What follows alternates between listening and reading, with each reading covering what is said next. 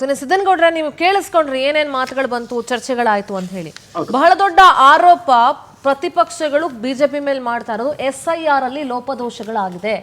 ಚುನಾವಣಾ ಆಯೋಗವನ್ನ ಬಿಜೆಪಿ ತನ್ನ ಏಜೆಂಟ್ ರೀತಿ ಬಳಸ್ಕೊಂಡಿದೆ. ಕೆಲವಕ್ಕೆ ಇಲ್ಲಿ ಅಂಕಿ ಅಂಶಗಳನ್ನ ಈಗ ಬಸವರಾಜ್ ಸರ್ ಕೊಟ್ಟರು, ಅದನ್ನ ನೀವು ಕೂಡ ನೋಡಿದ್ರಿ. ಏನ್ ಹೇಳ್ತೀರಿ?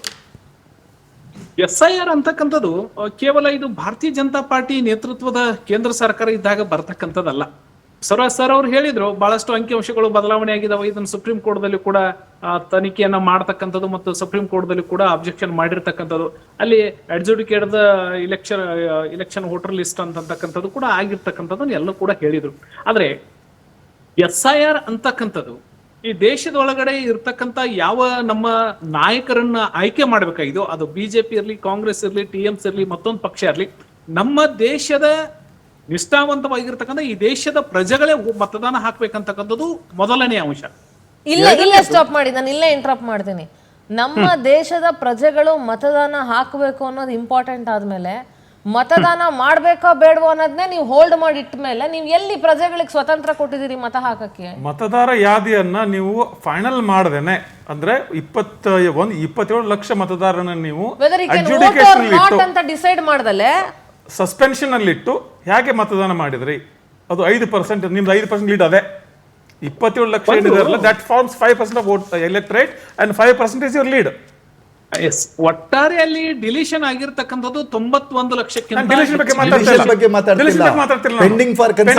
ಪೆಂಡಿಂಗ್ ಫಾರ್ ಕನ್ಸಿಡರೇಷನ್ ಇರುವಾಗ ಪೆಂಡಿಂಗ್ ಇರ್ತಕ್ಕಂಥ ಒಂದು ಸಲ ತಾವು ಎಲ್ಲರೂ ಹಿರಿಯರು, ತಾವು ವಿಶ್ಲೇಷಕರು, ಒಂದು ಸಲ ಇಲೆಕ್ಷನ್ ಪ್ರೊಸೆಸ್ ನಡೀತು ಅಂತಂದ್ರೆ ಯಾವ ಪೆಂಡಿಂಗ್ ಕೇಸಸ್ ಗಳು ಇರ್ತಾವ ಆನಂತರ ಇದು SIR ಬಂದಿರ್ತಕ್ಕಂಥದ್ದು ಯಾವಾಗ ಮುಂಚೆ ಒಳಗಡೆ ಬಂತು ಅದೊಂದು ಮತದಾರದ ಯಾವಾಗ SIR ಬೇಕೋ ಬೇಡ ಪ್ರಶ್ನೆ ಮಾಡ್ತಾ ಇಲ್ಲ. SIR ನ್ಯಾಯಸಮ್ಮತವಾಗಿದೆಯಾ? 100% ನ್ಯಾಯಸಮ್ಮತವಾಗಿ ಅಲ್ಲಲ್ಲ. ಒಂದ್ ನಿಮಿಷ ಮೇಡಮ್, ಒಂದ್ ನಿಮಿಷ. SIR ಪ್ರಾರಂಭ ಆಯ್ತು ಅಂತಂದ್ರೆ ಅಲ್ಲ ಸಿದ್ದನಗೌಡ್ರೆ, ಈಗ 100% ನ್ಯಾಯಸಮ್ಮತ ಅಂತ ಅಂದ್ಮೇಲೆ ನೀವು ನನಗೆ ಅದಕ್ಕೆ ಎಕ್ಸಾಂಪಲ್ಸ್ ಕೊಡ್ಬೇಕು. ಅಂಕಿ ಅಂಶಗಳ ಜೊತೆ ಹೇಳ್ಬೇಕು ನೀವು. ನನಗೆ 1 ನಿಮಿಷ ಅನ್ನೋದ್ರಲ್ಲಿ ಏನು ಸಿಗೋದಿಲ್ಲ. ನೀವು ನನಗೆ ಹೇಳಿದ್ರೆ ನಾನು 1 ನಿಮಿಷ ಸುಮ್ಮನಾಗ್ಬಿಡ್ತೀನಿ. ಓಕೆ, SIR ಅನ್ನ ಪ್ರಾರಂಭ ಮಾಡಿದಾಗ ಯಾರ ಹೆಸರು ಡಿಲೀಷನ್ ಆಗುತ್ತೋ ಆ ಬೂತದೊಳಗಡೆ ನಿಮ್ದು ಯಾವ ಕಾರಣಕ್ಕಾಗಿ ಡಿಲೀಷನ್ ಆಗಿದೆ ಅಂತಕ್ಕಂಥದನ್ನ ಆ ಬೂತ್ನೊಳಗಡೆ ಇರ್ತಕ್ಕಂಥ BL1 ಅಧಿಕಾರಿಗಳು ಎಕ್ಸ್ಪೋಸ್ ಮಾಡ್ತಾರೆ. ಸಿದ್ದನಗೌಡ್ರೆ 1 ನಿಮಿಷ. ನೀವು ನಾವು ಎಲ್ಲರೂ ಕೇಳ್ತಿರೋ ಪಾಯಿಂಟ್ ನ ಒಂದ್ ಬಿಟ್ಟು ಅದ್ರ ಸುತ್ತ ಇನ್ನೆಲ್ಲ ಹೇಳ್ತಾ ಇದ್ದೀರಾ. ಅವೆಲ್ಲ ನಾವು ಓಕೆ, ಅದನ್ನ ಯಾವ್ದೋ ನಾವು ಡಿಸ್ಪ್ಯೂಟ್ ಮಾಡ್ತಾ ಇಲ್ಲ.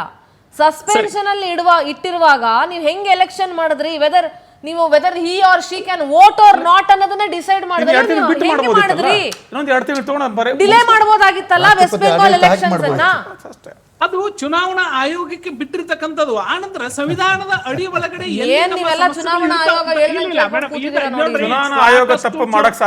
ಸಾಕಷ್ಟು ಚುನಾವಣೆಗಳು ನಡೆದಿರ್ತಕ್ಕಂಥದನ್ನ ಈಗಾಗಲೇ ನಮ್ಮ ಬಸವರಾಜ್ ಸರ್ ಬಹಳಷ್ಟು ಕಡೆ ನೋಡಿರ್ತಾರೆ, ಕೇಳಿರ್ತಾರೆ.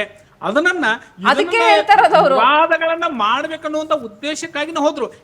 ಇದರ ವ್ಯವಸ್ಥೆಗಳು ನಡಿಬೇಕಂತಂದ್ರೆ ಸುಪ್ರೀಂ ಕೋರ್ಟ್ ಒಳಗಡೆ ದೀದಿ ಅವ್ರು ಹೋದಾಗ ಸುಪ್ರೀಂ ಕೋರ್ಟ್ ಏನ್ ಹೇಳಿತು, ನ್ಯಾಯಾಧೀಶರನ್ನ ಮುಂದಿಟ್ಟುಕೊಂಡನೆ ನಾವು ಡಿಲೀಷನ್ ಆ ಆಕ್ಟಿವಿಟೀಸ್ ಅನ್ನ ಮಾಡ್ತೀವಿ ಅಂತ ಹೇಳಿದ್ರು.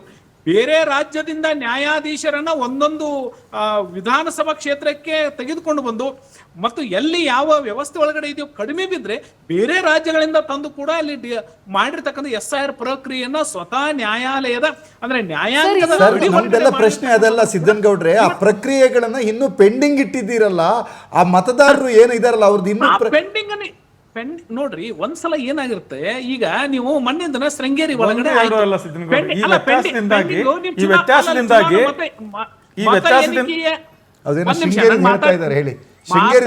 ಅವಕಾಶ ಕೊಟ್ರೆ ನಾನು ನಾವೆಲ್ಲರೂ ನಿಮಗೆ ಅವಕಾಶ ಕೊಟ್ಟು ಎಲ್ಲರೂ ಸುಮ್ಮನೆ ಒಂದ್ ನಿಮಿಷ ನೋಡ್ರಿ ಮೇಡಮ್. ಈಗ ಶೃಂಗೇರಿ ಚುನಾವಣೆ ಅವಕಾಶ ಬಂತು, ಮತದಾನ ನಮಗೆ ಸರಿಯಾಗಿ ಮತ ಎಣಿಕೆ ಸರಿಯಾಗಿಲ್ಲ ಅಂತ ಕೋರ್ಟ್ಗೆ ಹೋದ್ರು. ಹಾಗಾದ್ರೆ ನಿಮ್ ಪ್ರಕಾರ ಏನಾಗಬೇಕಾಗಿತ್ತು? ಸಿದ್ದನಗೌಡ್ರೆ ನೀವ್ ಹೇಳಿದ್ದೆಲ್ಲ ಕೇಳ್ಕೊಂಡ್ ಕೂರಕ್ಕಾಗಲ್ಲ. ಮತದಾನ ಪ್ರಕ್ರಿಯೆ ಸರಿ ಇಲ್ಲ ಅಂದ್ರೆ 3 ವರ್ಷದಿಂದ ಏನ್ರಿ ಮಾಡ್ತಾ ಇದ್ರಿ? ನಿಮ್ ಏಜೆಂಟ್ ಗಳು ಇರಲ್ವಾ ಅಲ್ಲಿ? ಎಲೆಕ್ಷನ್ ಏಜೆಂಟ್ ಗಳು ಇರಲ್ವಾ ಅಲ್ಲಿ? ಕೌಂಟಿಂಗ್ ಹಾಲ್ ಅಲ್ಲಿ ಎಲೆಕ್ಷನ್ ಏಜೆಂಟ್ ಗಳು ಇರಲ್ವಾ? ಏನ್ ಕಣ್ಣಕ್ಕೆ ಬಟ್ಟೆ ಕಟ್ಕೊಂಡು ಕೂತ್ಕೊಂಡಿದ್ರೆ 3 ವರ್ಷದಿಂದ ಅಲ್ಲಿ ಅಲ್ರಿ ಅದನ್ನೇ ನ್ಯಾಯಾಲಯದೊಳಗಡೆ ಪ್ರತಿಭಟನೆ ಮಾಡ್ಕೊಂಡು ನ್ಯಾಯಾಲಯದ 3 ವರ್ಷದಿಂದ ಏನ್ ಮಾಡ್ತಾ ಇದ್ರಿ? ಅದೇ ಮೂಮೆಂಟ್ ಅಲ್ಲಿ ಹೋಗ್ಬೇಕಾಗಿತ್ತು, 1 ತಿಂಗಳಲ್ಲೇ ಹೋಗ್ಬೇಕಾಗಿತ್ತು. ಯಾಕೆ 1 ತಿಂಗಳಲ್ಲಿ ಹೋಗ್ಲಿಲ್ಲ ನೀವು ಬಿಜೆಪಿ ಅವ್ರು? ನೀವು ಇದು ಹೇಗಂದ್ರೆ ಒಬ್ರು ಮನೆಯನ್ನ ಕಬ್ಜಾ ತಗೊಂಡು ಕೋರ್ಟ್ಗೆ ಹೋಗಿ ಅಂತ ಹೇಳ್ದಂಗೆ ಏನ್ ಆಟಗಳು ಆಡ್ತಾ ಇದ್ದೀರಾ ನೀವು ಇಲ್ಲಿ? ಇಲ್ಲ ಇವರು ಒಂದು ರೂಪಕ ಬಳಸಿದ್ರು ತುಂಬಾ ಸರಿ ಇದೆ. ನಾನು ಅವ್ರು ಶೃಂಗೇರಿ ಹೇಳಿದ್ರಿಂದ ಹೇಳ್ತೀನಿ ಅಲ್ಲ ಸರ್, 1 ತಿಂಗಳಲ್ಲಿ ಸರ್, ನಾನು ಹೋಗ್ಬೇಕಾಗಿತ್ತು. ಶೃಂಗೇರಿಯವನಾಗಿ ಹೇಳ್ತೀನಿ, ಚುನಾವಣಾ ಪ್ರಕ್ರಿಯೆಯಲ್ಲಿ ಭಾಗವಹಿಸಿದವನಾಗಿ ಹೇಳ್ತೀನಿ. ನಾನೇ ಮತದಾನದ ಕೌಂಟಿಂಗ್ ಏಜೆಂಟ್ ಪೋಸ್ಟಲ್ ಬ್ಯಾಲೆಟ್. ಸಿದ್ದನಗೌಡ್ರೆ 2 ನಿಮಿಷ ಇದನ್ನ ವಿಷಯ ಕೇಳಿ. ಪ್ರಸ್ತಾಪ ಆಗಿದ್ರಿಂದ ನಾನೇ ಕೌಂಟಿಂಗ್ ಏಜೆಂಟ್ ಆಗಿರೋದು. ನಿಮ್ಮ ಪಕ್ಷದ ಕೌಂಟಿಂಗ್ ಏಜೆಂಟು ಅದೇ ಟೇಬಲ್ ಅಲ್ಲಿ ಇದ್ರು, JDS ಪಕ್ಷದ ಅಭ್ಯರ್ಥಿಗಳು ಸಹಿತ ಅದೇ ಟೇಬಲ್ ಅಲ್ಲಿ ಇದ್ರು, 3-4 ಜನ ಇಂಡಿಪೆಂಡೆಂಟ್ ಕ್ಯಾಂಡಿಡೇಟ್ಸ್ಗಳು ಸಹಿತ ಅಲ್ಲೇ ಕೂತಿದ್ರು. ಹಾಲ್ನೊಳಗಡೆ ಚುನಾವಣಾ ಪ್ರಕ್ರಿಯೆ ಏನು ನಡೆಯುತ್ತೆ ಆಗ ತಮಗೆ ಗೊತ್ತೇ ಇದ್ದಿರುತ್ತೆ. ಒಂದು ಪ್ರೊಸೀಡಿಂಗ್ಸ್ ಬುಕ್ ಅಂತ ಬರೀತಾರೆ. ಪ್ರತಿ ರೌಂಡಿನ ಪ್ರೊಸೀಡಿಂಗ್ಸ್ ಬುಕ್ನಲ್ಲಿ ಯಾರಿಗೆ ಎಷ್ಟು ವ್ಯಾಲಿಡ್ ಬಂದಿದೆ, ಯಾರು 500 ಕಟ್ ಮಾಡ್ತಾರೆ ತಮಗೆ ಗೊತ್ತಿದೆ. 25 ಬಂಡಗಳ 500 ಕಟ್ ಮಾಡ್ತಾರೆ. ಅದರಲ್ಲಿ ಯಾವುದು ವ್ಯಾಲಿಡ್ಡು ಯಾವುದು ರಿಜೆಕ್ಟ್ ಆಗಿದೆ, ಆ ವ್ಯಾಲಿಡ್ ಅಲ್ಲಿ ಯಾರ್ಯಾರಿಗೆ ಎಷ್ಟೆಷ್ಟು ಮತ ಬಂದಿದೆ ಅಂತ ಅಲಾಟ್ ಆಗಿ ಆ ಪ್ರೊಸೀಜರ್ ಬುಕ್ ಬರೀತಾರೆ. ಆ ಪ್ರೊಸೀಡಿಂಗ್ಸ್ ಬುಕ್ಕಿಗೆ ಬಿಜೆಪಿ ಪಕ್ಷದ ಏನು ಎಣಿಕೆ ಏಜೆಂಟ್ ಇದ್ರಲ್ಲ ಅವರು ಸಹಿ ಮಾಡಿದ್ದಾರೆ. ಆ ಪ್ರಕ್ರಿಯೆಯನ್ನು ಗೌರವಿಸಿ ಬಂಡಲ್ಗಳೊಳಗಡೆ ಏನು ಎಲಿಜಿಬಲ್ ವ್ಯಾಲಿಡ್ ವೋಟ್ ಅಂತ ಇತ್ತಲ್ಲ, ಆ ವೋಟಿನ ಎಂಟ್ರಿ ಬಂಡಲ್ಗಳ ಮೇಲೆ ಹಾಗೇ ಇರುತ್ತೆ. ಎಂಟ್ರಿ ಆ ನಂಬರು ಹಾಗೇ ಇರುತ್ತೆ, ವೋಟಿನ ಪಟ್ಟಿನೂ ಹಾಗೇ ಇರುತ್ತೆ. ಹೊರಗೆ ತೆಗೆದಾಗ ಮಾತ್ರ ಡಬಲ್ ಎಂಟ್ರಿ ಬರುತ್ತೆ. ಮೇಲ್ಗಡೆ ಹೆಬ್ಬೆಟ್ಟಿನ ಗುರುತು ಒತ್ತಿದ್ದಾನೆ, ಕೆಳಗಡೆ ನೀಲಿಮಲ್ ಗೆರೆ ಹಾಕಿದ್ದಾರೆ, ಮೇಲ್ಗಡೆ ಕಪ್ಪಿಂಕಲ್ಲಿ ಗೆರೆ ಹಾಕಿದ್ದಾರೆ, ಕೆಳಗಡೆ ನೀಲಿ ಪೆನ್ನಲ್ಲಿ ಗೆರೆ ಹಾಕಿದ್ದಾರೆ. Double entry are multiple entry ಮಾಡಿ ರಿಜೆಕ್ಟ್ ಮಾಡಿದ್ದಾರೆ. ಸೊ ಈ ಲೋಪ ಆಗಿರೋದನ್ನ ಇಟ್ಕೊಂಡು ಮರುಮತ ಎಣಿಕೆ ಆಗಿ ನಾವು ಗೆದ್ದುಬಿಟ್ವಿ ಅಂದರೆ ಚಿಕ್ಕಮಗಳೂರು ಜಿಲ್ಲೆಯಲ್ಲಿ 2 ಆಗಿದೆ. ಒಂದು, ನಾಮಿನೇಟೆಡ್ ಕೌನ್ಸಿಲರ್ಸಿಗೆ ವೋಟಿನ ಹಕ್ಕನ್ನು ಕೊಟ್ಟಿರುವ ಕಾರಣಕ್ಕಾಗಿ ಗಾಯತ್ರಿ ಶಾಂತೇಗೌಡ ಅನ್ನುವಂಥ ಹೆಣ್ಮಗಳು ಚುನಾವಣೆಯಲ್ಲಿ 3 ವೋಟಿಂದ ಸೋಲ್ತಾರೆ ವಿಧಾನ ಪರಿಷತ್ತಲ್ಲಿ. ದಟ್ ಅಮೌಂಟ್ಸ್ ಟು ವೋಟ್ ಚೋರಿ ಅಂತ ಹೇಳ್ತಿದ್ವಿ. ಕರ್ನಾಟಕ ಹೈಕೋರ್ಟ್ನಲ್ಲಿ ಅದು ಸೆಗ್ರಿಗೇಟ್ ಆಗಿ ಗಾಯತ್ರಿ ಶಾಂತೇಗೌಡರ ಪರ ಆಗಿದೆ. ನಿಮ್ಮ ಪಕ್ಷದ ಅಭ್ಯರ್ಥಿಗಳು MLCಗಳು ಆದವರು ಇದು ಸುಪ್ರೀಂ ಕೋರ್ಟಿಗೆ ಹೋಗಿದ್ದಾರೆ. ಪ್ರಕರಣ ಅಲ್ಲಿ ಪೆಂಡಿಂಗ್ ಇದೆ. ಇದು ನಮಗೆ ವೋಟ್ ಡಕಾಯಿತಿ, ಇದು ವೋಟರ್ ವ್ಯತ್ಯಾಸ ಆಗಿದ್ದಲ್ಲ, ಕೌಂಟಿಂಗ್ ನಂತರ ಆಗಿರ್ತಕ್ಕಂಥದ್ದು. ಸುಧೀರ್ ಅವರೇ, ಆಲ್ರೆಡಿ ಇದು ಹೆಂಗಾಗ್ಬಿಡುತ್ತೆ ಅಂದ್ರೆ ಬಸವರಾಜ್ ಸರ್, ಚುನಾವಣಾ ಪ್ರಕ್ರಿಯೆ ಮೇಲೆ ಡೌಟ್ ನಮ್ಗೆ. ಇದು ಹಿಂಗೆ ಸರ್, ಇದೊಂದು ನೀವು ಅಬ್ಸರ್ವ್ ಮಾಡ್ತಿದ್ದೀರಾ ಸರ್? ಸೋ ಸಾರಿ, ಟ್ರೆಂಡ್ ಹೆಂಗಿದೆ? ನೀವು ಒಂದು ಎಲೆಕ್ಷನ್ ಆಗೋದು ಒಂದಷ್ಟು ವರ್ಷದ ಪುನಃ ರೀಕೌಂಟಿಂಗ್ ಮಾಡೋದು. ನೀವು ಇನ್ನೊಂದು ಯಾವುದೋ ಕ್ಷೇತ್ರ ಇಲ್ಲಿ ಯಾವ್ದ್ರ ಹತ್ರ ಇನ್ನೊಂದು ಯಾವುದೋ ಹಂಗೆ ಆಯ್ತಲ್ಲ ಸರ್, ಇಲ್ಲಿ ಇನ್ನೂ ಒಂದು ಯಾವುದೋ ಕ್ಷೇತ್ರ ಹಂಗೆ ಆಯ್ತಲ್ಲ ಸರ್, ಚಿಕ್ಕಬಳ್ಳಾಪುರದ ಹತ್ರ ಯಾವ್ದೋ ಕೋಲಾರ ನಂಜೇಗೌಡ್ರದು. ಇದು ಏನ್ ಸರ್ ಇದು? ಮತ್ತೆ ಎಲೆಕ್ಷನ್ ಕೌಂಟರ್ ಏಜೆಂಟ್ ಕಡ್ಲೆಪುರಿ ಅದೇ ನನ್ನ ಪ್ರಶ್ನೆ. ಬಿಜೆಪಿ ಪಕ್ಷದ ಏಜೆಂಟ್ರು ಹಾಗಾದ್ರೆ ಅವ್ರ ಪಕ್ಷಕ್ಕೆ ಅನ್ಯಾಯ ಮಾಡಿದಾರಾ? ಬಿಜೆಪಿ ಪಕ್ಷದ ಚುನಾವಣಾ ಏಜೆಂಟ್ ಇದ್ರು, 2 ಸತಿ ಜಿಲ್ಲಾ ಪಂಚಾಯತಿ ಸದಸ್ಯರಾದಂತವ್ರು ಕೊಠಡಿ ಒಳಗಡೆ ಏಜೆಂಟ್ ಆಗಿ ಭಾಗವಹಿಸ್ತಾ ಇದ್ರು ಅವರು.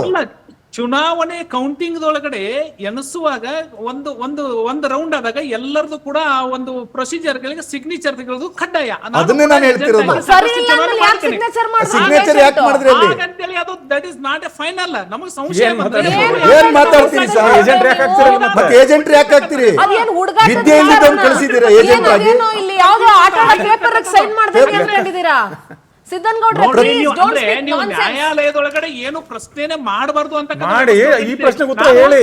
ನ್ಯಾಯಾಲಯದೊಳಗೆ ಪ್ರಶ್ನೆ ಮಾಡಿದ ತಕರಾರಿಲ್ಲ, ಅದೆಲ್ಲ ನ್ಯಾಯಾಲಯದಲ್ಲಿ ಪ್ರಶ್ನೆ ಮಾಡಿದ್ವಿ. ಅಧಿಕಾರ ನಮ್ಮ ಮ್ಯಾನಿಪುಲೇಷನ್ ಮಾಡಿದಿರಲ್ಲ, 257 ಮ್ಯಾನಿಪುಲೇಟ್ ಮಾಡಿದ್ವಿ. 257 ಎಲೆಕ್ಷನ್ ಏಜೆಂಟ್ ಸೈನ್ ಮಾಡಿದ್ದು ಅದು ಫೈನಲ್ ಅಲ್ಲ ಅಂದ್ಮೇಲೆ ಡೂ ಯು ಥಿಂಕ್ ಅದೇನು ಆಟ ಆಡೋ ಪೇಪರ್ ಮೇಲೆ ಸೈನ್ ಮಾಡ್ದಂಗ? ಅದು ಏನು ಸಿಗ್ನೇಚರ್ ಪ್ರಾಕ್ಟೀಸ್ ಮಾಡ್ತಾ ಇದಾರ? ಏಜೆಂಟ್ ನಿಮ್ ಪಕ್ಷಕ್ಕೆ ದ್ರೋಹ ಮಾಡಿದ್ರೇನ್ರಿ? ಇಟ್ಸ್ ಅ ಸೀರಿಯಸ್ ಕನ್ಸರ್ನ್ ರೀ ಅದು. It's a serious. ಬೇರೆ ಪಕ್ಷದ ಅಭ್ಯರ್ಥಿಗಳನ್ನು ಒಪ್ಪಿ ಸೈನ್ ಮಾಡಿದ ರೆಸಲ್ಯೂಷನ್ ಬುಕ್ ನಾನು ಇಲ್ಲೇ ನಿಮ್ ಕೆಳಗಡೆ ನೀವು ಕೇಳಿದ್ರೆ ನಿಮ್ಗೆ ಕೊಡ್ತೀನಿ ನಾನು. ನೋಡಿ ಅದನ್ನ. ಸರ್ ಇನ್ನೊಂದು ಮಾಡ್ಬೋದು ಸರ್, ಹೆಂಗೋ 5 ವರ್ಷ ಅಲ್ವಾ ಸರ್? 1 ನಿಮಿಷ ಸಿದ್ದನ್ ಗೌಡ್ರೆ 5 ವರ್ಷ ಅಲ್ವಾ ಸರ್? ಒಂದು ಮ್ಯೂಚುವಲ್ ಅಂಡರ್ಸ್ಟ್ಯಾಂಡಿಂಗ್ ಮೇಲೆ 2 ವರ್ಷ ಇವರು 2 ವರ್ಷ ಅವರು ಮಾಡ್ಲಿ ಬಿಡಿ ಸರ್. ಯಾಕೆ ಬೇಕು ಎಲೆಕ್ಷನ್? 10 ಜನ ಕ್ಯಾಂಡಿಡೇಟ್ಸ್ ಇದ್ರೆ ಎಲ್ಲರಿಗೂ ಬಿಡಿ, ಎಲ್ಲರೂ 6 ತಿಂಗಳು ಮಾಡ್ಲಿ ಬಿಡಿ. ಅಟ್ಲೀಸ್ಟ್ ಹೊಡೆದಾಡೋದು ತಪ್ಪುತ್ತೆ, ನಮ್ ಟೈಮ್ ತಪ್ಪುತ್ತೆ, ಬೆಳಗಿಂದ ರಾತ್ರಿವರೆಗೂ ಸಾಲಲ್ಲಿ ನಿಲ್ಲದ್ ತಪ್ಪುತ್ತೆ, ಎಲೆಕ್ಷನ್ ದುಡ್ಡು ಖರ್ಚಾಗದ್ ತಪ್ಪುತ್ತೆ, ಎಲ್ಲ ತಪ್ಪುತ್ತೆ. ಅವ್ರ ನರೇಷನ್ ಬೇರೆ ಇದೆ. ನಮ್ಮ ಹತ್ರ ದಾಖಲಾತಿ ತೋರಿಸಿದ್ರೆ ನೀವು ಸಹಿತ ಉತ್ತರ ಕೊಡಕ್ಕೆ ನೋಡ್ರಿ. ಅಲ್ಲ ಸರ್, ತಾವು ಹಿರಿಯರು, ತಾವು ಒಂದು ನ್ಯಾಯಾಲಯದೊಳಗಡೆ ಪ್ರಕರಣಗಳಿದ್ದಾಗ ನ್ಯಾಯಾಲಯದಿಂದ ಏನು ಬರುತ್ತೋ ಅದಕ್ಕೆ ಎಲ್ಲರೂ ಕೂಡ ನ್ಯಾಯಾಲಯ ತೀರ್ಪಲ್ಲ, ನ್ಯಾಯಾಲಯ ರೀಕೌಂಟಿಂಗ್ ಮಾತ್ರ ಹೇಳಿರೋದು, ರಿವೆರಿಫಿಕೇಶನ್ಗೆ. ನಾವ್ ಹೇಳಿರೋದು ಮ್ಯಾನಿಪುಲೇಷನ್ ಆಗಿರೋದು ನ್ಯಾಯಾಲಯ ಮಾಡಿದ್ದಲ್ಲ.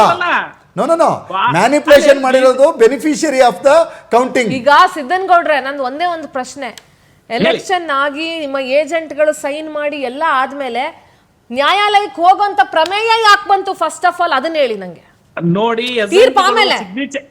ಸಿಗ್ನೇಚರ್ ಮಾಡಿದ ನಂತರ ಕೂಡ ಏನಾದ್ರೂ ಸಂಶಯಗಳು ಬಂದ್ರೆ ಅವ್ರಿಗೆ ಗೊತ್ತಿಲ್ಲದೆ ನಡೆದಿರತಕ್ಕ ತಪ್ಪುಗಳಿದ್ರೆ ನ್ಯಾಯಾಲಯಕ್ಕೆ ಹೋಗಿ ಸಿಗ್ನೇಚರ್ ಮಾಡಿದ್ರೆ, ಕೈ ತಪ್ಪಿ ಸಿಗ್ನೇಚರ್ ಮಾಡಿದ್ರೆ, ಇರತಕ್ಕಂಥದ್ದು ಸಂವಿಧಾನವನ್ನ ಬಿಟ್ಟು ಕಾನೂನನ್ನು ಬಿಟ್ಟು ಯಾರು ಕೂಡ ನ್ಯಾಯಾಲಯಕ್ಕೆ ಹೋಗ್ಲಿಕ್ಕೆ ಬರೋದಿಲ್ಲ. ಸಂವಿಧಾನ, ಕಾನೂನು, ನ್ಯಾಯಾಲಯದ ಸರ್ ಬಗ್ಗೆ ನೀವು ಮಾತಾಡುವಂತ ಮ್ಯಾನಿಪುಲೇಷನ್ ನೈತಿಕತೆಯನ್ನ ಮಾಡಿ ಮತದಾನದ ಪಕ್ಷಗಳು ನಂತರ ಕಳ್ಕೊಂಡ್ಬಿಟ್ಟಿದ್ದೀರಿ. ಕೌಂಟಿಂಗ್ ನಂತರ Let us come back to the manipulation West Bengal. ಮಾಡ್ಕೊಂಡು ಹೋಗಿದ್ದೀರಿ, ಲಾಭ ಮಾಡ್ಕೊಂಡಿದ್ದೀರಿ. ಇದು ಸಹಿತ ವೋಟ್ ಡೊಕಾಯಿಟಿ, ನಾಟ್ ವೋಟ್ ಚೋರಿ. ವಾಪಸ್ ಬರೋಣ, ಪಶ್ಚಿಮ ಬಂಗಾಳಕ್ಕೆ ವಾಪಸ್ ಬರೋಣ. ಸಿದ್ದನಗೌಡ್ರೆ, ತುಂಬಾ ಚಾಲೆಂಜ್ ಗಳಿದೆ ಬಿಜೆಪಿಗೆ. ಅಲ್ಲಿ ಪಟಾಕಿ ಹೊಡೆದು ಸ್ವೀಟ್ ಅನ್ಸ್ದಂಗ ಅಲ್ಲ, ಅಲ್ಲಿ ವೆಸ್ಟ್ ಬೆಂಗಾಲ್ ಅಲ್ಲಿ ನೀವೀಗ ಹಿಂಸಾಚಾರಕ್ಕೆ 4 ಬಲಿ ಆಗಿದೆ, ಇದು ಕ್ಯಾನ್ಸರ್ ಮಾಡಬೇಕು. ಇನ್ನು ಸರ್ಕಾರ ಅಧಿಕಾರಕ್ಕೆ ಬರೋಕ್ ಮೊದಲೇ ಅಲ್ಲಿ ಈ ರೀತಿ ನಡೀತಾ ಇದೆ. ಅಲ್ಲ, ನಾವು ಮುಂದೆ ಹೆಂಗೆ ಅಂತ ತೋರಿಸ್ತಾ ಇದೆ. ಈಗ ಅಲ್ಲ, ಸುಮಾರು ಮುಂದೆ ಹೆಂಗಂತಲ್ಲ ರೀ, ಕಾಂಗ್ರೆಸ್ ಸರ್ಕಾರ ಬಂದ್ಮೇಲೆ ಕಾಂಗ್ರೆಸ್ ಶಾಸಕರ ಮನೆನೇ ಇಲ್ಲಿ ಪಾಪ ರಾಜ್ಯದವ್ರು ಸುಟ್ಟು ಹಾಕಿದ್ರು. ಅಲ್ಲಲ್ಲ ಇರ್ತಕ್ಕಂಥದ್ದು ಇರ್ಬೋದು. ಅಲ್ಲಲ್ಲ ಹಿಂಸಾಚಾರ ಒಂದನ್ನ ನಾವು ಅಪ್ರಿಸಿಯೇಟ್ ಮಾಡ್ಕೋಬೇಕು. ಅದು ಬಿಜೆಪಿ ಅಧಿಕಾರಕ್ಕೆ ಬಂದಿದೆ ಅಂತಲ್ಲ, ಹಿಂದಿನ ಚುನಾವಣೆ ಒಳಗಡೆ ಪಶ್ಚಿಮ ಬಂಗಾಳ ಯಾವ ರೀತಿಯಾಗಿ ಹೊತ್ತಿ ಉರಿದಿದೆ, ಇವತ್ತು ಯಾವ ಪರಿಸ್ಥಿತಿ 4 ಸಾವಾಗಿದ್ದಾವೆ. ಅದಕ್ಕೆ ನಮಗೂ ಕೂಡ ವಿಷಾದ ಇದೆ. ಅದನ್ನ ಕಂಟ್ರೋಲ್ ಮಾಡ್ಲಿಕ್ಕೂ ಕೂಡ ಎಲ್ಲಗಳು ಕೂಡ ಸನ್ನದ್ಧವಾಗಿದ್ದಾವೆ. ಆದ್ರೆ ಮೊದಲನೆಯ ರೀತಿ ಒಳಗಡೆ ಆಗಿರ್ತಕ್ಕಂಥ ಹಿಂಸಾಚಾರ, ಮಣಿಪುರ ಕಂಟ್ರೋಲ್ ಮಾಡ್ದಂಗೆ ಮಾಡಿ ಎಷ್ಟು ಬದಲಾವಣೆ ಆಗಿದೆ ಅಂತಕ್ಕಂಥದ್ದು ಕೂಡ ನಮ್ಮಲ್ಲಿ ಕಂಪೇರಿಟಿವ್ ಮಾಡ್ತಕ್ಕಂಥ ಸಹನೆ ನಮ್ಮಲ್ಲಿ ಇಲ್ಲ ಅಂತಂದ್ರೆ ಇದಕ್ಕೆ ಉತ್ತರ ಹೇಳೋದು ಬಹಳ ಕಠಿಣ ಆಗುತ್ತೆ. ಸರಿ ಸರಿ ಸರಿ ಈಗ SIR ಡಿಲಿಷನ್ ಅಲ್ಲಿ ಸುಮಾರು 59% TMC ಮೆಜಾರಿಟಿ ಇರೋ ಕ್ಷೇತ್ರಗಳಲ್ಲಿ ಆಗಿದೆ ಡಿಲಿಷನ್. ಸರ್ ಒಂದ್ ನಿಮಿಷ ಸರ್, ನಾನು ಇನ್ನೊಂದು ಹೇಳ್ತೀನಿ. When it comes to West Bengal, ನಾವು SIR ಪ್ರಕ್ರಿಯೆ ಸರಿಯಾಗಿ ಆಗಿಲ್ಲ ಅಂತ ಹೇಳ್ತಾ ಇದೀವಿ. ತಮಿಳ್ನಾಡಲ್ಲೂ SIR ಆಯ್ತು, ಬೇರೆ ಬೇರೆ ಸ್ಟೇಟಲ್ಲೂ SIR ಆಯ್ತು. ಬಟ್ ಅಲ್ಲಿ ಮಾತ್ರ ಅಂದ್ರೆ ಅಂದ್ರೆ ಈ ಒಂದು ಡಿಸ್ಕಷನ್ ಬಂತು, ಅಲ್ಲಿ ಮಾತ್ರ ಯಾವುದೇ ಆರೋಪಗಳು ಬರಲಿಲ್ಲ. ಅಲ್ಲೆಲ್ಲಾದ್ರೂ ಹಂಗಾರೆ SIR ಕರೆಕ್ಟ್ ಆಗಿ ಆಗಿದ್ಯಾ? TVC ಅಲ್ಲಿ TVK ಬಂತು, ವೆಸ್ಟ್ ಬೆಂಗಾಲ್ ಅಲ್ಲಿ ಮಾತ್ರ ಯಾಕೆ ಆರೋಪ ಬರ್ತಾ ಇದೆ? ಒಬ್ಬ ಯಾವನೋ ಕಾಪಿ ಮಾಡೋದ್ರಲ್ಲಿ ಗಣಿತದಲ್ಲಿ ಕಾಪಿ ಮಾಡಿ ಅವನು ಸಿಕ್ಕಾಕೊಂಡ್ಬಿಡ್ತಾನೆ. ಅವನಿಗೆ ಸಮಾಜ ವಿಜ್ಞಾನ ಚೆನ್ನಾಗಿ ಗೊತ್ತಿರ್ತದೆ, ಅಲ್ಲಿ ಪಾಸ್ ಆಗಿರ್ತಾನೆ. ಮತ್ತೆ ಸಮಾಜ ನಾನು ಕಾಪಿ ಮಾಡಿಲ್ವಾ ಅಂತ ಕೇಳ್ಬಿಟ್ರೆ ಹಂಗೆ ನೀವು ಹೇಳ್ತಾ ಇರೋದು ಹೇಗಿದ್ರು ಅವ್ರಿಗೆ ಕೇರಳ ತಮಿಳ್ನಾಡು ಬರಲ್ಲ ಅಂತ ಗೊತ್ತಿತ್ತು, ಸೊ ಏನು ಮಾಡಿಲ್ಲ. ಇಲ್ಲಿ ಒಂದು ಪಶ್ಚಿಮ ಬಂಗಾಳ ಬಹಳ ಬಹಳ ದೊಡ್ಡ ಸವಾಲಾಗಿತ್ತು ಅವರಿಗೆ, ದೊಡ್ಡ ಸವಾಲಾಗಿತ್ತು ಅವರಿಗೆ. ಮತ್ತು ಮಮತಾ ಬ್ಯಾನರ್ಜಿಯು ದೊಡ್ಡ ಸವಾಲಾಗಿತ್ತು. ಹೌದು, ಮಮತಾ ಬ್ಯಾನರ್ಜಿ ಪ್ರಶ್ನೆಯೂ ಅದಕ್ಕಿಂತ ಹೆಚ್ಚಿನ ಸವಾಲಿನ ಮುಂದಿನ ದಿನಗಳಲ್ಲಿದೆ. ಒಂದು ಸುಪ್ರೀಂ ಕೋರ್ಟ್ ಇದಕ್ಕೆ ಉತ್ತರ ಕೊಡಬೇಕೀಗ. ಅವರೇ ಹೇಳಿದ್ರು ಐ ವಿಲ್ ಇಂಟರ್ವ್ಯೂನ್ ಅಂತ. They must ಇಂಟರ್ವ್ಯೂನ್ right now, right here.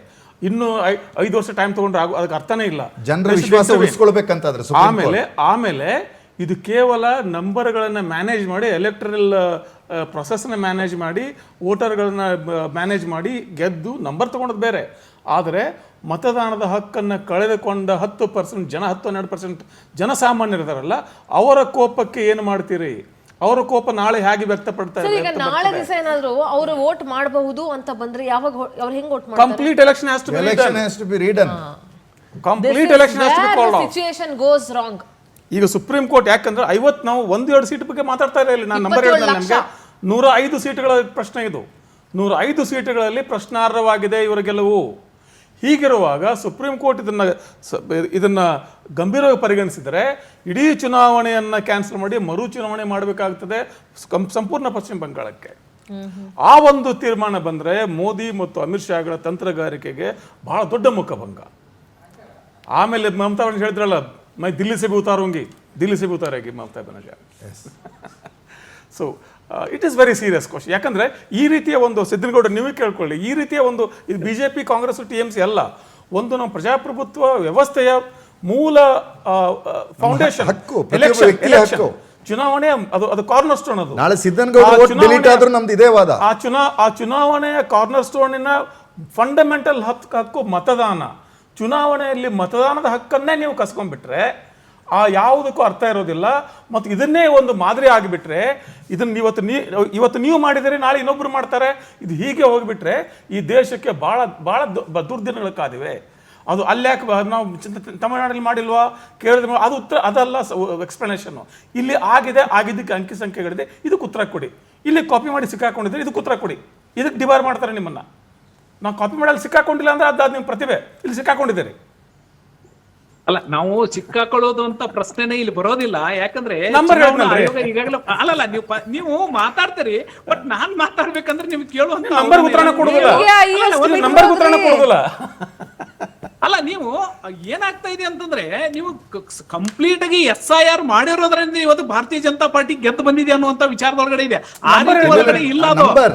ನಿಜವಾಗ್ಲೂ ಕೂಡ ಅಲ್ಲ, ಅಲ್ಲಿ ಇರ್ತಕ್ಕಂಥ ಚುನಾವಣಾ ಏನು ಆಯೋಗದ ಇವತ್ತು ಅಂಕಿ ಸಂಖ್ಯೆಗಳನ್ನ ಹೇಳ್ತಾ ಇರೋದು, ಅಲ್ಲ, ನಮ್ದಲ್ಲ ಪಶ್ಚಿಮ ನಂಬರ್ ಅದು. ಬಂಗಾಳದಿಂದ ಹಾಗಾದ್ರೆ ಏನು- ಸಿದ್ದನಗೌಡ್ರೆ ನೀವು ಒಂದ್ ಕೆಲಸ ಮಾಡಿ, ಯು ಡೂ ಒನ್ ಹೇಳಿ. Thing, please election commission of ಇಂಡಿಯಾಗ್ ಹೋಗಿ ಅಂಕಿ ಅಂಶಗಳೇನಾದ್ರು ತಪ್ಪಾಗಿದ್ರೆ ಸರಿ ಮಾಡಿ, ಇದರಿಂದ ನಮ್ಮ ಮೇಲೆ ಆರೋಪ ಬರ್ತಾ ಇದೆ ಅಂತ ಯು ಪ್ಲೀಸ್ ಗೋ 2 ಗಂಟೆ ಕೂತ್ ರಿಸರ್ಚ್ ಬರ್ಕೊಂಡ್ ಅಲ್ಲ ಅದು ಬಂದಿದ್ದಾರೆ. ನಮಗ್ ಕೊಡ್ಬೇಕಾಗಿರ್ತಕ್ಕಂಥದ್ದಿಲ್ಲ. ಅದು ಯಾರ ಬಗ್ಗೆ ಸಂಶಯ ಇದೆ ಈಗಾಗಲೇ ಆಲ್ರೆಡಿ ಸುಪ್ರೀಂ ಕೋರ್ಟ್ ಹೊರಗಡೆ ಅದನ್ನ ಚಾಲೆಂಜ್ ಮಾಡಿದ್ದಾರೆ. ಅವ್ರು ಹೋಗಿ ಚುನಾವಣಾ ಆಯೋಗಕ್ಕೆ ಕೊಡ್ಲಿ. ಚುನಾವಣಾ ಆಯೋಗ ಒಂದು ಇಂಡಿಪೆಂಡೆಂಟ್ ಅದು, ಅದನ್ನ ನಾವೇ ಕೊಡ್ಬೇಕಂತ ಏನೋ ಓಕೆ ಅವಕಾಶ ಇಲ್ಲ ಮೇಡಮ್. ಅದ್ರ ಬಗ್ಗೆ ಕೊಡ್ಲಿ, ನಮ್ದು ಏನು ಅಭ್ಯಂತರ ಇಲ್ಲ ಅದಕ್ಕೆ. ನಿಮಿಷ ಸಿದ್ದನಗೌಡ್ರೆ, ಇನ್ ಕೇಸ್ ಹೇಳಿ. ಇದ್ರಲ್ಲಿರುವಂತ ಅಂಕಿ ಅಂಶಗಳ ಮೇಲಿನ ಅನುಮಾನ ಏನಾದ್ರೂ ನಿಜ ಅಂತ ಪ್ರೂವ್ ಆದರೆ ಪುನೊಮ್ಮೆ ಎಲೆಕ್ಷನ್ ಹೋಗ್ಬೇಕಾದ್ರೆ what is the stand of the BJP? ಅವಾಗ ಅಲ್ಲ, ಚುನಾವಣಾ ಆಯೋಗದ ಅಲ್ಲ, ಮಾತಿಗೆ ನೀವು ತಲೆ ಬಾಗ್ಬೇಕಾಗುತ್ತೆ. ಅಲ್ಲ ರೀ ಮೇಡಮ್, ನಾವು ಇದ್ರೊಳಗಡೆ ಸಂವಿಧಾನ ಮತ್ತು ನ್ಯಾಯಾಂಗಕ್ಕೆ ನಾವು ಯಾರು Re-election ಮಾಡ್ಬೇಕು ಅಂತ ಸಂವಿಧಾನಬದ್ಧವಾಗಿ ಬರೋದ್ರಿ. ಪ್ರತಿಯೊಬ್ಬನು ಕೂಡ Re-election ಮಾಡೋದನ್ನು ಸಂವಿಧಾನಬದ್ಧವಾಗಿ ಬರೋದು ಅಲ್ಲ ಸಿದ್ದನಗೌಡ್ರೆ. ರೀ-ಎಲೆಕ್ಷನ್ ಸುಪ್ರೀಂ ಕೋರ್ಟ್ ದಿಂದ ಆರ್ಡರ್ ಆದ್ರೆ ಅದು ಯಾರನ್ನು ಆದ್ರೂ ಕೂಡ ತಲೆಬಾಗ್ಲೇಬೇಕು. ಅಲಹಾಬಾದ್ ಕೋರ್ಟ್ ಅದನ್ನೇ ಕೊಟ್ಟಾಗ ಎಮರ್ಜೆನ್ಸಿ ತಗೊಂಬಂದ್ರಲ್ಲ, ಇಂದಿರಾ ಗಾಂಧಿ ಸರ್ಕಾರ ನಮ್ದಲ್ಲ, ನಮ್ದು ಪ್ರಜಾಪ್ರಭುತ್ವದೊಳಗಡೆ ನಂಬಿಕೆಯನ್ನು ಇಟ್ಟಿರ್ತಕ್ಕಂಥದ್ದು. ನೀವೊಂದ್ಸಲ ನೆನ್ಪು ಮಾಡ್ಕೊಳ್ಳಿ, ಅಲಹಾಬಾದ್ ಹೈಕೋರ್ಟ್ ಇಂದಿರಾ ಗಾಂಧಿ ಒಂದೇ ಒಂದು ನೀವು ಕ್ಷೇತ್ರಕ್ಕೋಸ್ಕರ ಅನಧಿಕೃತವಾಗಿ emergency ಆಯ್ತು. ಮೋಸ ಮಾಡಿ ನಿಮ್ದು ಆರಿಸಿ 105 ಬಂದಿದ್ದೀರಿ ಸೀಟಲ್ಲಿ ಅನ್ನುವಂಥ ಆಗಿದೆ. ಉದ್ದೇಶಕ್ಕಾಗಿ 105 ಇನ್ನೆಲ್ಲ ultra emergency ಹಾರುವುದು ಅಂತೇಳಿ ಮಾಡ್ಬೇಕು. ತುರ್ತು ಪರಿಸ್ಥಿತಿ ಬಂದಿರತಕ್ಕಂಥದನ್ನ ನೆನಪು ಮಾಡ್ಕೊಳ್ಳೋ ಒಂದ್ಸಲ. ಅಂತ ಪರಿಸ್ಥಿತಿ ಮತ್ತೆ ಈ ದೇಶಕ್ಕೆ ಯಾವುದೇ ಕಾರಣಕ್ಕೂ ಬರೋದಿಲ್ಲ. ನೀವು ಸುಪ್ರೀಂ ಕೋರ್ಟ್ ಅಧಿಕೃತವಾಗಿ ನ್ಯಾಯಾಲಯ emergency ಏನೇ ಆರ್ಡರ್ ಹೇಳಿಲ್ಲ, ಆದ್ರೆ ಕೊಟ್ಟರು ಕೂಡ ಮತದಾನದ ಹಕ್ಕನ್ನು ಕಿತ್ಕೊಳ್ತಾ ಇದೀರ ಅಷ್ಟೇನೆ. ಇದು ಅನಧಿಕೃತ ಇಲ್ಲ, ಎಮರ್ಜೆನ್ಸಿ. ಮತದಾನ ಹಕ್ಕು ಅಂತ ಹಂಗಿಲ್ಲ. ಅದು ಆಕ್ಚುಲಿ ಅದ್ರ ಮೊದಲನೇ ಪಾಯಿಂಟ್ ನೀವು ಹೋಗ್ತಾ ಇಲ್ಲ. Okay right sir, thank you so much sir, thank you for joining us, thank you so much.